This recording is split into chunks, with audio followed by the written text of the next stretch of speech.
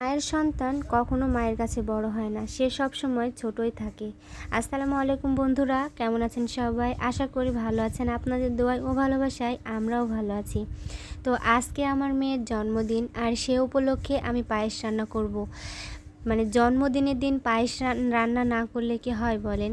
আর আমার মেয়ের যেহেতু আজ জন্মদিন, সেজন্য আমি পায়েস রান্না করতে চলে এসেছি।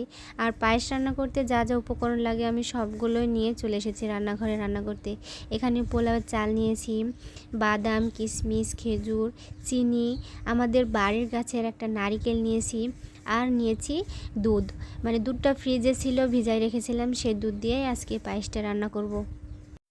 ভিডিওর শুরুতে যে আমি বললাম, মায়ের সন্তান মায়ের কাছে কখনোই বড় হয় না, সে সব সময় কিন্তু ছোটই থাকে। আমিও এক মায়ের সন্তান, আমিও কিন্তু আমার মায়ের কাছে আজও ছোটই রয়ে গেছি। আর আমার কাছে মনে হচ্ছে এই তো সেদিন আমার মেয়ে হলো, তার দেখতে দেখতে আজকে আমার মেয়ের 5 বছর পূর্ণ হলো। কথায় আছে না, সময় আর নদীর স্রোত কারোর জন্য থেমে থাকে না, ঠিক তেমনই মানে কোন দিক দিয়ে যে আমার মেয়ের বয়স যে 5 বছর হয়ে গেল আমি নিজেও বুঝতে পারলাম না। এদিকে আমি আপনাদের সাথে গল্প করতে করতে এই তো দেখুন আমার পায়েস রান্না করা হয়ে গেছে। এখানে কিন্তু আমি রান্না শেষে আমার ভেজে রাখা সেই কিশমিশ, বাদাম আর খেজুরগুলো দিয়ে দিয়েছি। আমার কিন্তু পায়েস রান্না করা হয়ে গেছে, আমি ভাত রান্না করছিলাম। আর তখন কিন্তু আপনাদের ভাইয়া কেক নিয়ে চলে এসেছে। এই তো দেখেন কেক। আর আমার মেয়ে বলেছে, আব্বু আমি জন্মদিনের একটা টুপি নিব, সেই জন্য আমার মেয়ের জন্য একটা টুপি। আর এই তো দেখেন কেক নিয়ে চলে এসেছে। কেকের উপর কিন্তু আমার মেয়ের নাম লেখা ছিল।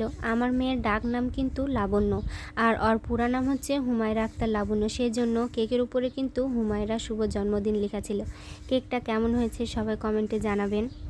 এইদিকে কিন্তু শুধু আমি আর আমার মেয়ে না, মানে আরও অনেকজন আছে আমার মেয়ের জন্মদিন পালন করতে, তারা ক্যামেরার সামনে মানে ভিডিওর সামনে আসতে চায়নি, সেজন্য নিয়ে আসিনি।